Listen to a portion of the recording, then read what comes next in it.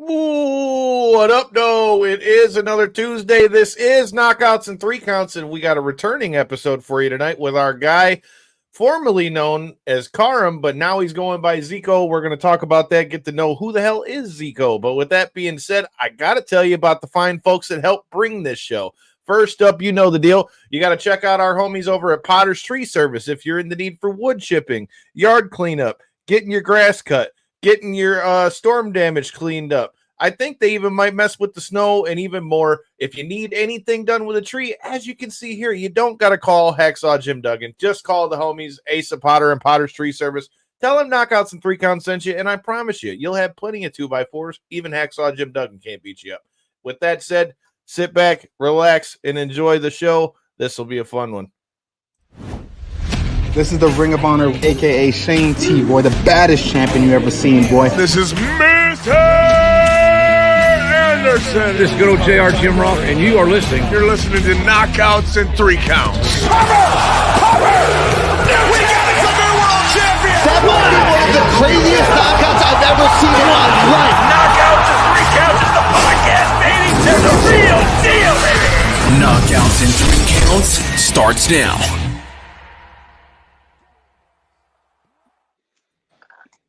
And just like that, it is another Tuesday. This is Knockouts and Three Counts, and it sounds like it's time for us to run our mouths again. But hey, you ain't come here to come watch us run our mouths. We got a guest with us tonight. We got the return of our guy, Zeeko, making, I guess you could even say it's a debut now. This first time you've been on the show is Zeeko, so there's plenty of good stuff to talk about. But how you doing, my brother, man? Hey, I'm good, man. How you been?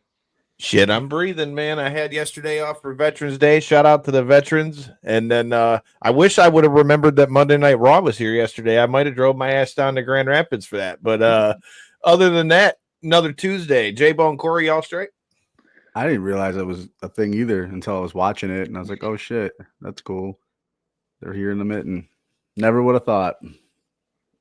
Yeah, it stuff becomes a little separate. They don't even really advertise Grand Rapids stuff too much over here. If you know, like the Facebook ads and all the like random ad stuff that you see. But honestly, I'll do better if my Pistons can learn how to close out some damn basketball games. And watching the last 30 seconds of this over here, hoping they can pull off this victory. But we just blew through a 10-point victory in the last minute, so. Now the game's tied. Corey, we can't ask for too much as Michigan sports. I was going to say, after what we just had happen with the Lions, bro. We can't have it all. I'll sacrifice a couple Pistons losses for that. You're absolutely right. But that being said, I still like my Pistons and want to see them not choke all the damn time. But that being said, I'm doing well. It's a Tuesday. No real complaints. Nothing major. Hell yeah, dude. You got to love it. Well, dude, I guess that's as good a place as any to start. So, like I said, the last time you were on the show, you were still going by Karam and all that stuff. So, talk to me about what made you want to make the change over to Zeeko. Talk to me about, changing a character that you'd already established all over a bunch of places like Evolve and everywhere else you've been at. Sure. So, what inspired the big change for you, my man? Well, what originally sparked the change was nobody could say my name right, damn it. So easy. But nobody could say it right. So I thought of it as a marketing choice at first, but I was like, we got to have fun with it. And I noticed, like, I was watching my matches and I was like really reserved. I think I was really trying to be like something that, what the business was trying to mold me in a way. So I just allowed myself to expand my vision and allow a little bit more of the freako in me kind of be in the ring and be that colorful life that I think wrestling is missing nowadays, and putting that little bit of flavor and that little bit of old school and a little bit of hail, all that jazz. So just kind of a marketing thing, and then let's have fun with it, I like it. A little bit of change will do you. Now? You feeling a little freedom as far as creative wise? Yeah, like I remember I was so afraid to like change my look or cut my hair or do these things, and now I'm just kind of like being more, so I'm being more flexible with who I am in there and trying different things, and stuff I swore I'd never do, I'm doing, and it seems to be working. So I think. What are the like, things you swore you'd never do? Say that again. What are the things you said you swore you'd never do? I would never wear. I would never cut my hair. I would never wear like really colorful stuff like that I'm wearing now, tie dye and shit like that. I would never wear pants in the ring, and then I debuted my tie dye look with the pants that are over the boots. So just kind of like my whole thing before was I want to be the epitome of a professional wrestler. I want to be that textbook professional wrestler. So that's what I did, and I think that takes you far because I had the tools. But like, you know, you have to, you know, change it up and have fun and be and explore. You know what I'm saying, dude?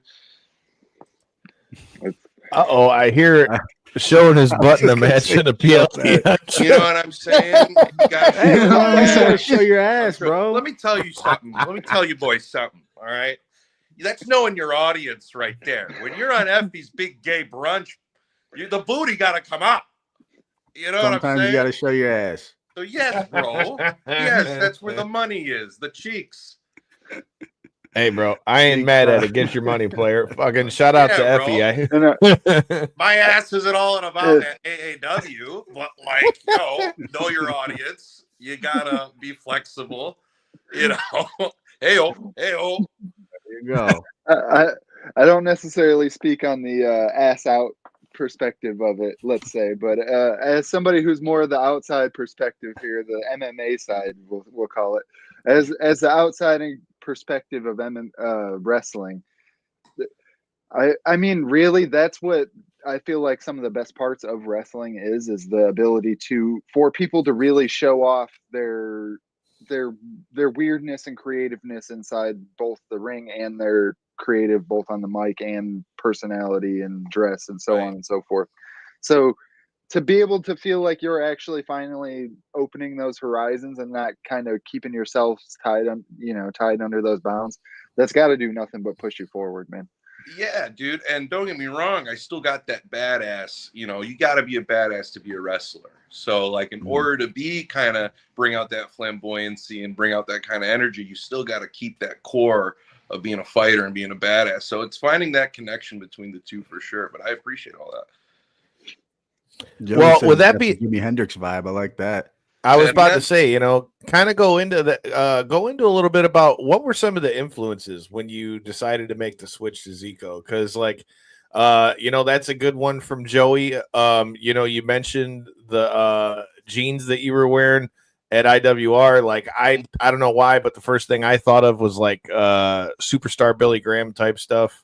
Yeah, for sure. So, like I said, just stuff like that, and like you said, the flamboyancy and all that. What were some of the influences for this new character? Yeah, you know, it's because you said something about Jimi Hendrix. I'm a huge fan of like old school, kind of rocking that hippie style of things, right? So I'm glad that I bring that vibe there. And I'm also a big fan of old school wrestling, and I'm talking like way back. And you know, superstar Billy Graham was definitely like a motivation to that look and inspiration.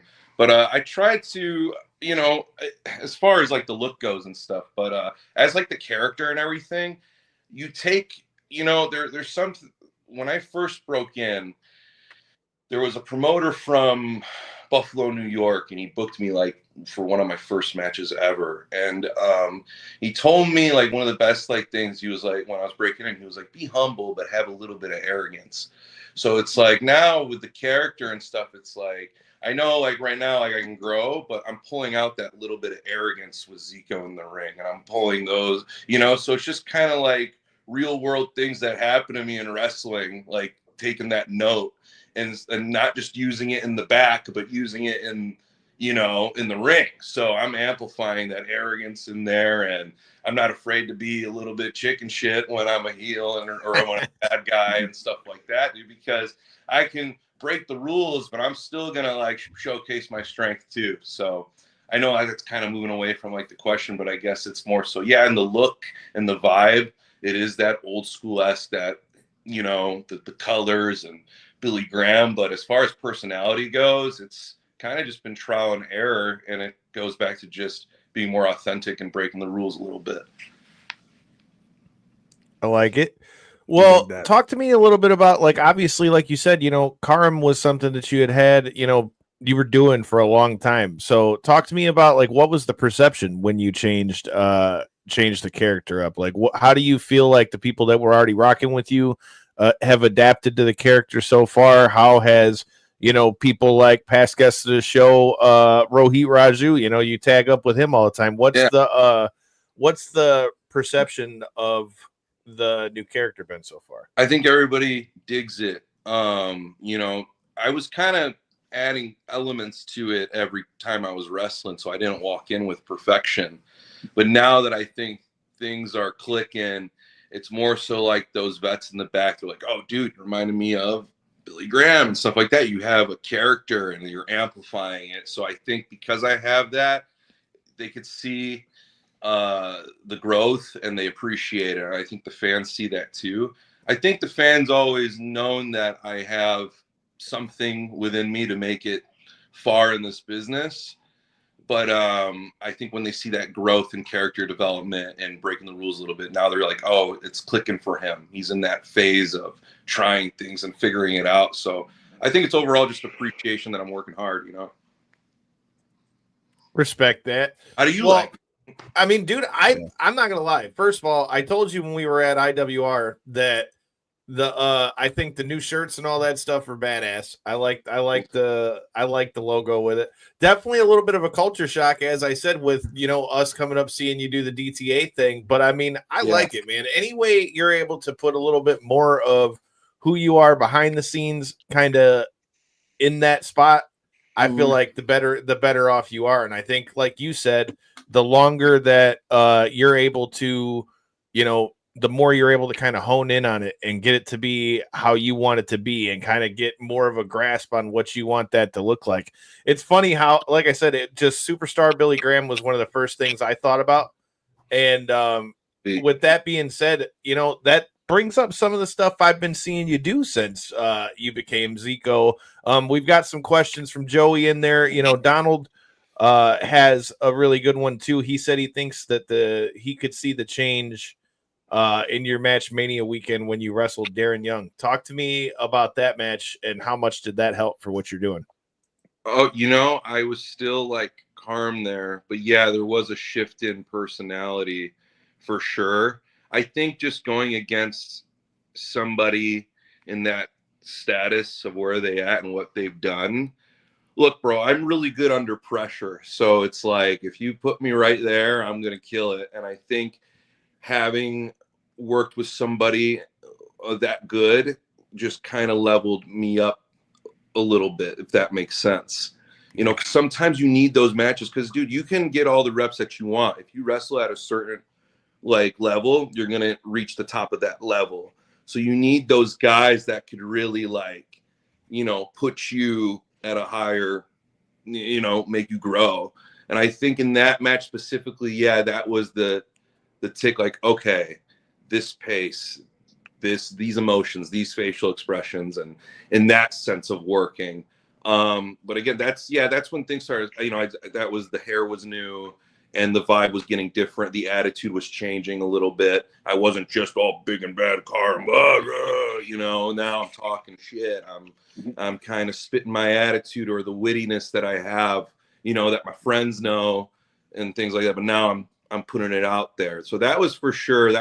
That match specifically, is really important to me for sure. And Fred was awesome. Before I even met him, he was like, I watched all your matches, this is what we'll do. We'll blend our styles together. Like, he's a pro's pro.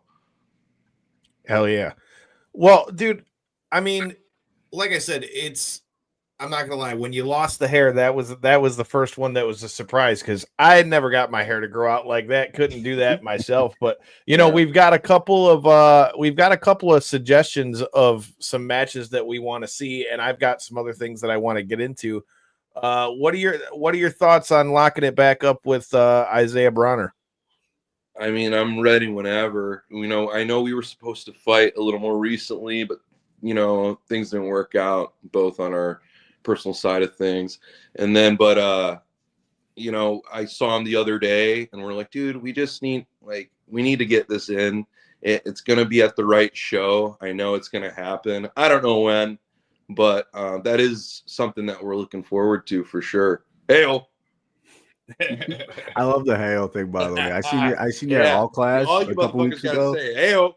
A couple weekends ago, I seen you at All Class Independent Wrestling, and that was the first time I seen you since the change. And I gotta say, like, it was definitely it was like a party watching you, but the physicality was still there. Like Which you said, show was that? All Class Independent Wrestling in Waterford. Oh yeah, you're in the triple threat with Uncle Chase, and I don't remember who else was in there. But yeah, that was dude. Dude, you put Uncle Chase out to the floor, and it was like the loudest thud. Like it was so loud that the crowd quieted down. Like that's so funny, dude. No, that dude eats shit in a very, and I mean that in a good way. He just eats shit when you throw him, dude. Yeah. Once I seen the card, I was like, "Oh, this is gonna be good." But then when you see how big you are compared to these guys in the ring, it's like, okay, like.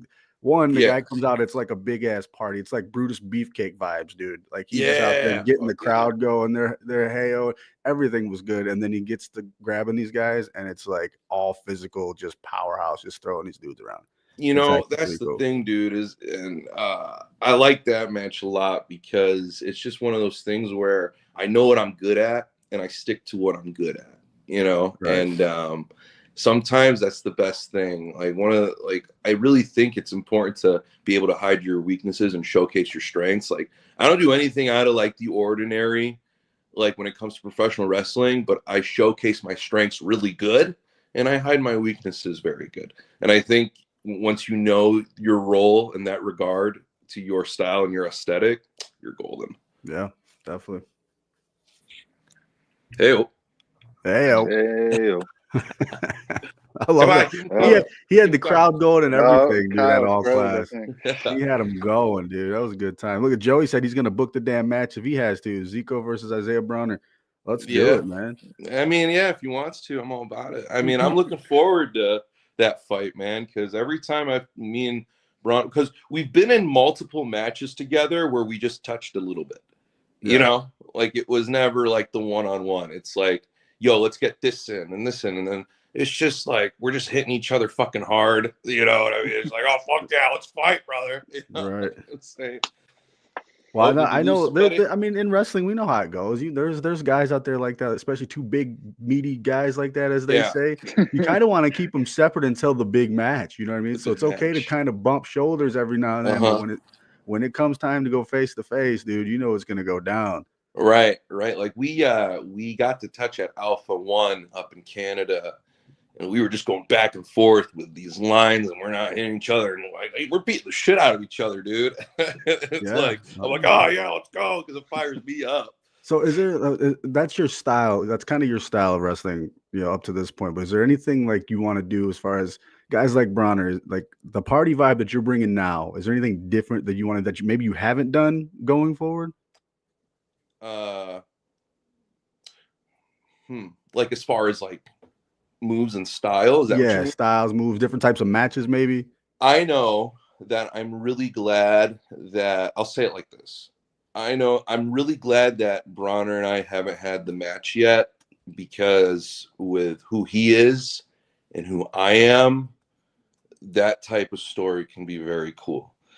And I think I could I think we can put something really like you would want him to beat my ass. You know what I'm saying? Like that's really like a match I want to have now, because he's the type of guy, he's the type of big guy that like Zeeko thrives off of. Zeeko's personality, especially when I'm being a piece of shit.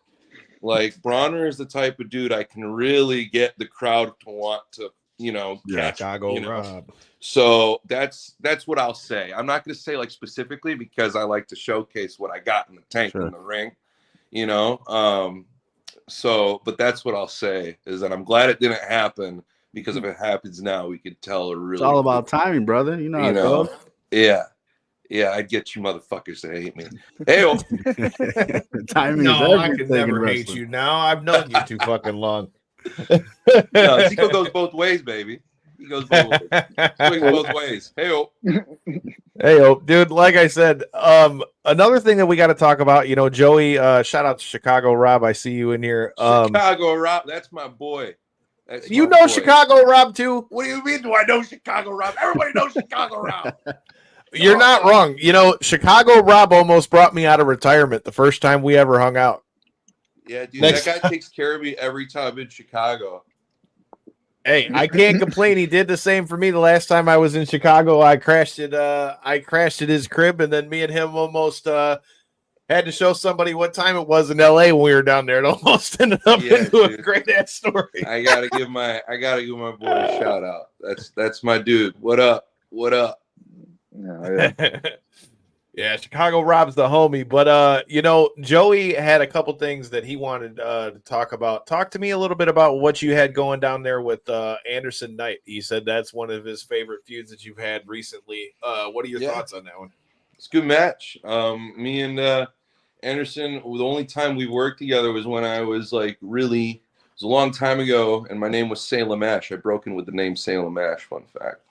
And then, so after that, I haven't really got to see him too much for 4 years. So when we were able to go one-on-one again, I think we just pick up where we left off, and he's real good, and we had a great match, physical, big guy, and it was a fun match, dude. And I'm glad I was able to do it at IPW and his home promotion and things like that. It was a good time. I like it. Well, speaking of home promotions and different promotions, bro, you got to talk to me about what we've been seeing over there with you at IWR, man. I was at the last show, and you helped out Jason Hotch get himself a dub over there, bro. Yeah, so, hey, man, I'm just saying. So you got to let me know. You got to let me know what time it is, man. I'm loving IWR. Shout out to Rhino. Just saw him go into the Hall of Fame when we were at TNA. Yeah. What's the deal with you and Hotch, bro? Hotch is my boy. Hotch got a plan. I'm part of that plan, and you'll see it when it's there. And don't ask too many questions. There it is. Keep watching. Heyo. Heyo. Just watch out, though, man. Something tells me he might get mad if old Zeeko starts trying to pull that spotlight a little bit, my man. What? Oh, Kyle, no stir in the pot, Kyle. This is a team, bro. Oh, no stir in the pot, Kyle. Yep. Hi, Daphne. No, this is a team. This is a team, bro. Don't you worry about me, bro. All right, I can worry about myself. Hey, he said, "Don't you worry about me, bro." Talk about. Hey, dude, me? You look out for me. This guy. So another one of the shows you've been working that I really wanted to get your thoughts on is I've been seeing a lot of stuff from NCG, that promotion that they got over there in Canada. I know you're getting ready to be back over there. Talk to me a little bit about that, man, because I've been seeing some banger cards being put on by them dudes. Yeah, dude. The guys who run the place, Michael and all those guys, they're great people. They take care of their dudes. I'm Mr. NCG. I'm going to be there on the 15th fighting Damian Chambers to whoop his ass and take his gold. And he says you should take Jason Hotch's gold. What's that? He says you should take Jason Hotch's gold. Nah, brother. Bro, hold on. One step at a time. All right. Well, first of all, I'm going for the IWR Heavyweight Championship. Okay, that's my goal. Hotch's goal is to be the longest reigning champion that he is right now. All right. So this is the plan: to take gold, to carry gold, and we'll take tag team titles too. You see what I'm saying here? This isn't. I see it. This isn't. You guys don't see the long-term thing. All right. Now, before I was rudely interrupted with that nonsense. NCG, I'm Mr. NCG. I'm going to whip Damian Chambers' ass because the Canadian crowd loves me over there. Hey-o. We're going to have drinking them Molsons. You want to know what's also cool about that show is that Soul Taker is going to be there, and I love catching up with Soul Taker. Oh, that guy's dude. Nuts. Yeah. Does Soul Taker really got it in him to take out cocaine? Yeah, dude, I saw that shit. But I mean, I was at that show. That was a lot of blow. Yeah, right. Dude. I if I had that much blow, I'd be choke slamming mountains. You know what I'm saying, guy? Hey. Dog, I was dying. I was there at the JCW show. Shout out to all the past guests of the show that were on that. Shout out to Mecha Wolf for bringing us out, dude. That was That was a wild night. It's funny. Cocaine Everybody's has become like the requesting viral fucking. Everybody's sensation. requesting to take on cocaine now for some reason. I'll tell you what, guys. You guys throw it out there that you want to see Zeeko at JCW. Oh yeah. You throw that out there. You throw that out there. You let them know. Maybe you'll see me there one day. You heard it, Violent J. When you come on the show, you got to come take Zeeko over to JCW, man. Dude, we got, Joey brings up another question. You say I'm stirring the pot. I'm just the guy who clicks the questions for you guys to see all these things. But well, the messenger I feel like is usually the one that gets shot, right? Yeah, that's right. I know, ain't that a bitch? Blame hold Kyle. on a minute. I'm just trying to run a good, upstanding podcast here, and I got to get caught in the crossfire while Joey gets to be on the other side of it, and I got to take all the bullets. Ew. Have to get me a bulletproof vest like 50 out here real quick. Good Lord. Dude, so speaking of bulletproof vests, we know that you used to be part of DTA. He says he thinks that you've got unfinished business with Tommy and Aaron O'Ryan. Does Aaron still wrestle? Huh? Oh. Uh-oh. Does Aaron O'Ryan still wrestle? Is that like a thing? I thought he was gone. What? And Tommy Vendetta. Stirring the pot over here today, aren't we? Vendetta. I mean, what about him? He was trying to take gold from my boy Hotch, and we whooped his ass. What's more there to say? I don't got anything about those dudes. No, man. If they got a problem, they can talk to me. But hey, whatever. Hey, I'm on a different path, man. Different. But paths. shout out to Vendetta. He's killing it. Real shit. Hell yeah, he's getting ready to go do NGI over there for Game Changer here. So shout out to the homie TOV. But dude, we've got to get your thoughts on a couple things that are non-wrestling. But before we do all that, man, November 23rd is coming up real soon. And any of you guys that have been following the show for any length of time know about our other sponsor, who happens to be Mitten Muay Thai, and what they've got coming November 23rd. These people are actually going to give me a microphone while people try to beat the shit out of each other. I don't know how good of a thing that is, Muay Thai. but check it out. Mastery demands relentless sacrifice and unyielding grit.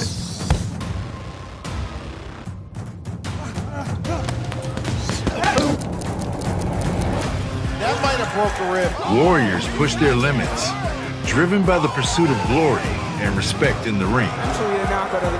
This is where pain meets passion, legends are forged, and dreams are made. This is Mitten Muay Thai. November 23rd at the Imperial House. Make sure you're there. I'm ready to see another spinning back elbow knockout like we got last time. It wasn't me getting hit by it, but damn did that shit look sick. And Mason Shalahi has been talking a lot of shit about his opponent. So I feel like this fight's going to have a lot of fireworks going on this one, dude. All right. Here's another question for you in the comments. What was it like wrestling Rohit Raju after years of being his tag team partner? It was like the first time we wrestled was like the 30th time we wrestled. I've only wrestled him. I only worked with him twice against, and it's like we've wrestled like 100 times. I mean, Rohit Raju is, I think he's a very important figure in professional wrestling, and I'm very lucky to tag with him. You know what I mean? So that's kind of, having people like that around me is always a good time. So, I mean, it was, of course, very, very good to work with him. Even though they were short matches, they were very good. Hey, man, you can't go wrong with Rohit Raju. He's another past guest of the show. It's been a hot minute since we had him on here. I ran into him. How sweet was his thing at TNA the other day? It was dope to see him come out. I definitely popped for it. Like, you know how we roll over here. Always got to show love to the past guests of the show. What's that? I said, you know how we roll over here. You always got to show love to the past guests of the show. Shout out to TNA. That was a damn good time getting there to be there for that. Shout out to Chris Bay. Hopefully you have a speedy recovery for that. That was scary as fuck. But dude, I showed a little bit about the fights. We said that Mitten Muay Thai is coming, but before we get there, bro, this Friday you got Jake Paul versus Mike Tyson. What are your thoughts on this, dude? What kind of shit show do you think we're in for? And give me a prediction on who you think gets the win. I mean, I feel like everybody wants to see Mike Tyson, knock him the fuck out. I mean, doesn't everybody want to see that? Does anybody else want to see Mike Tyson get knocked out? Like, I don't think so. So I mean, as far as that goes, I hope Mike Tyson wins, but I mean, who knows, man? That thing, is ran. I mean, they make a lot of money, so what am I to say about it? But shit, if I could even get a quarter of what they say the projected payouts are going to be for this, holy shit, dude! Mike Tyson's killer. He said something like, I wish I remember the quote. I'm gonna butcher it, so I'm not even gonna say it. But like, that dude is like a killer, man. Like, he's still got the mindset. You can say that on, dude. Yeah. It's like scary because his eyes change, dude. Like, you see like the switch like in his like fucking eyes, and it's just like, oh god, he's making me feel like uncomfortable, like, so I don't know if he's still got that bad motherfucker in him, and I mean, he's gonna kill him. I get uncomfortable watching his interviews sometimes, dude. Makes me think he's about to kill me. Right, but Jake's a strong guy. I mean, it's not gonna be like, whoa, because I mean, Mike's older, so emotionally, I want Mike Tyson to just fuck him up. But I mean, I have to watch it to really know. Can't argue that at all, dude. That's kind of where I'm at with this whole thing. Like, the part that bothers me with this is like, I think skill for skill, you can still see that Tyson's still there. Oh yeah. The problem is, though, like you said, number one, the one thing you can't take from Jake Paul is the fact that he hits hard. So I'm worried about Mike Tyson taking a punch at 58 years old. Mm-hmm. And second of all, even though they're only 2-minute rounds, I feel like if Mike Tyson's going to win this thing, he's going to have to knock Jake Paul out early. Yeah. Which he can. He can. Oh, no, for sure. And that's why I'm saying that's what I'm begging for and hoping for. Right. But I mean, the further this goes into the fight, I just feel like it could be bad for Mike. Although the fact that this is going to count as an actual pro fight and a pro win is crazy for whoever wins this in 2-minute rounds and shit like that, and they're fighting with 14-ounce gloves, is crazy to me. Yeah, it's very like professional wrestling-esque. Like, just whatever. Yeah.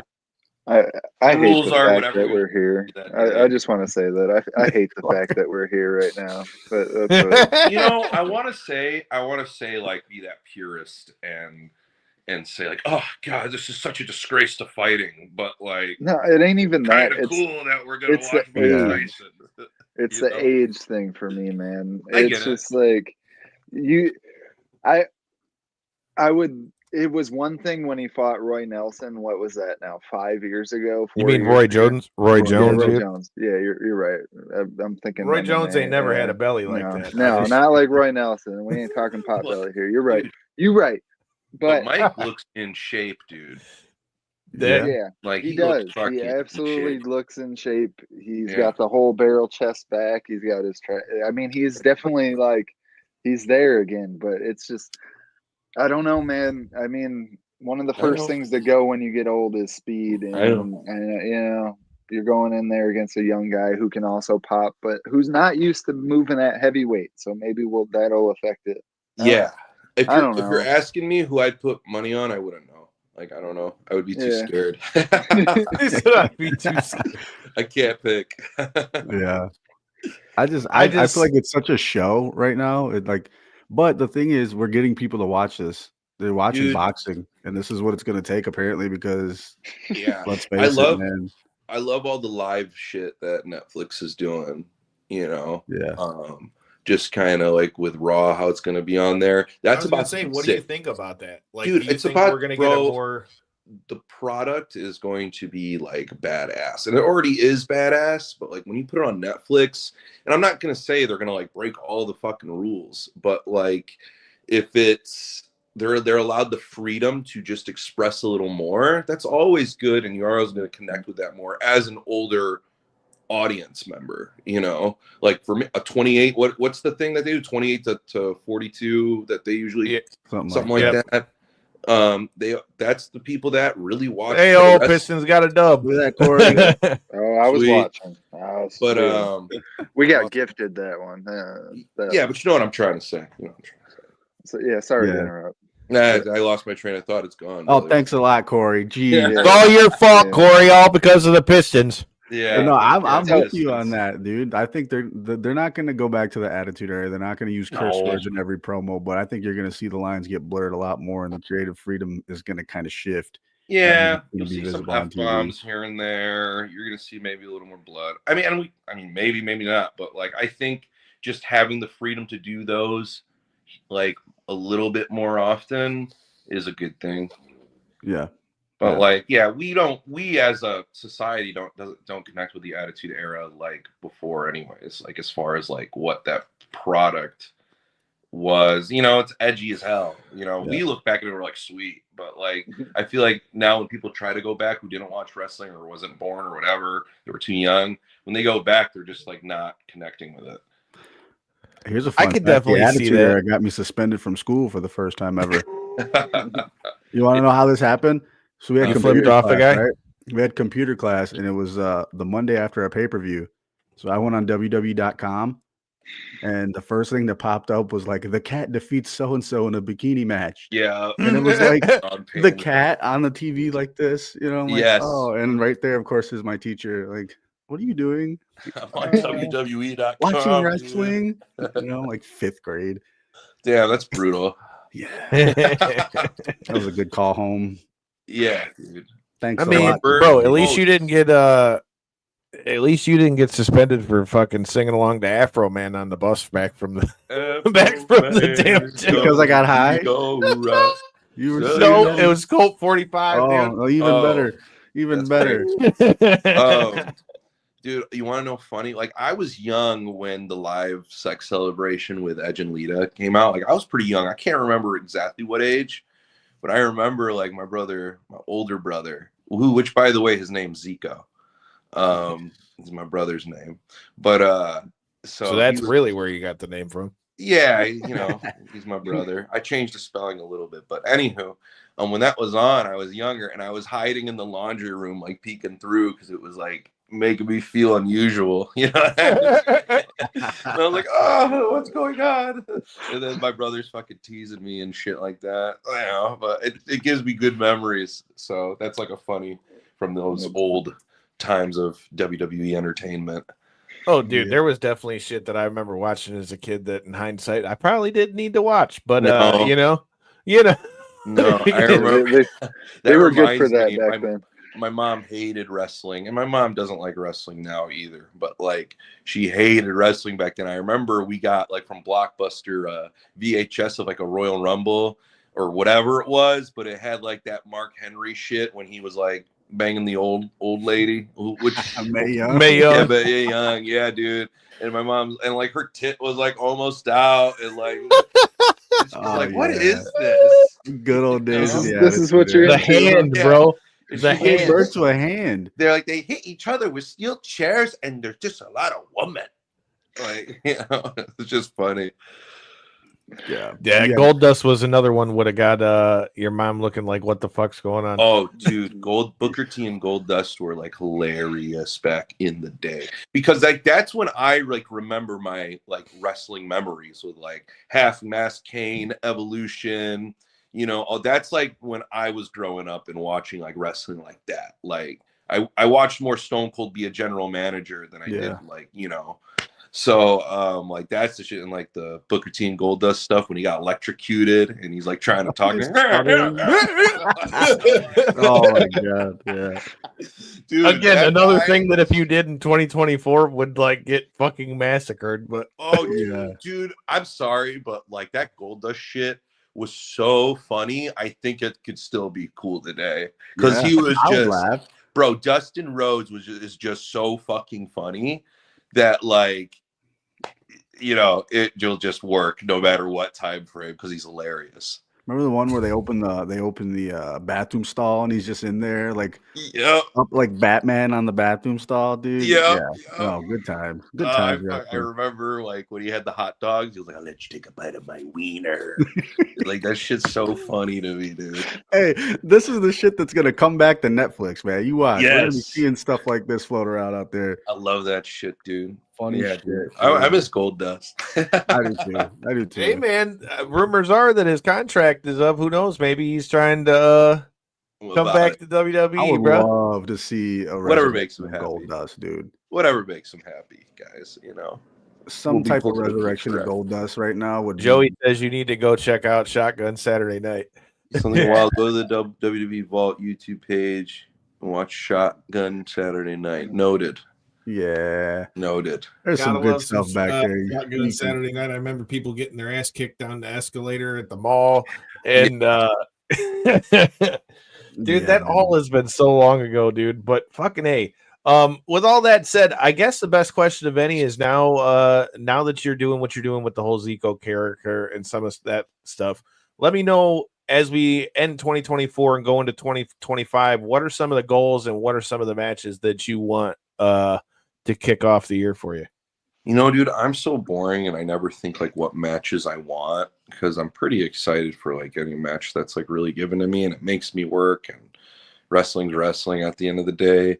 I mean, there's a ton of people who I'd be ecstatic to work with, you know. I'm trying to just think of like who, you know, I mean, right off the bat, you know, Mike Bailey would be really fun, and that's someone who would make me probably a lot better in thinking like just, you know, wrestling wise, the sequences and everything. And he's just on another level of like, holy shit.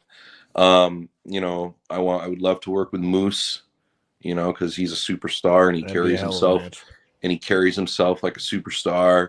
And like when you see two larger than life people who believe in themselves and carry themselves in that way, you're always going to have magic in there. You know, Kevin Blackwood, there's so many people, you know what I mean? It's like, you know, I would name anybody that you'd be like, yeah, you know, I could see why you'd want to work with them. So, I mean, I'm all about, and what's next for me? I mean, I'm going to be in the East Coast in February. You know, I don't know if you guys know this, but I run a show with Tony Vincita out in Kenilworth, New Jersey. We're putting on our second show over there. It's called Unleashed Pro. I didn't know that. Yeah, last year, it was a huge success. We were sold out, standing room only. And we had like a 6-match card with like just really good people. You saw Jake something in there. You saw me there. You saw Xavier Walker there, you know, and Tony Vincita and a couple guys from the East Coast. Oh, the Backseat Boys. I know you know those dudes. Those guys were there too. So like it was just an awesome card. And we're trying to do the same thing, you know, February 1st. And you're going to see some people from Michigan there. We're going to have our first women's match there too, which will be cool. And it will feature somebody who is in the Metro Detroit area. So that'll be cool to announce when that's ready and go. So yeah, that's another thing. So I'll be in the East Coast over there in that time frame. I got some things where me and Rohit are going to be in different areas. You know, it's going to be cool to announce them when it gets closer too. So, you know, I do got some things coming up next year, and then we'll finish off December strong, you know, which is the holidays and stuff, right? Merry Christmas, motherfuckers. Party time, That's what dude. I'm talking about. Yeah. I mean, but don't skip over Thanksgiving first. Food and football is always a great Dude, thing. All these people that are already jumping to fucking Christmas, it's like, can I eat my food and watch football first? Yeah, dude, like, you have fucking football whenever you want, dude. God, I turn like one side. It's an excuse to get the whole family around, sit there and eat food. They're acting like when you say something like when you say, "Oh, you can't miss my football," like, brother, it's fucking everywhere. Like, you're not gonna miss your fucking. Trust football. me, you can't miss it. You can't miss it. It's everywhere. Okay. Look here, the Lions are actually worth a damn. I want to watch now. All right. Sure. Yeah. Look here, we're going to the ship this year. All right. We're going to the ship. What's your favorite Thanksgiving food? Oh, good one. I'm a turkey guy all the way. Definitely. I'll eat turkey and then I'll eat like cold turkey the next day and then leftovers the next day. Dude. Dried up turkey sandwiches. That's all me, dude. So I love. What do you like? What do you like? I'll go last.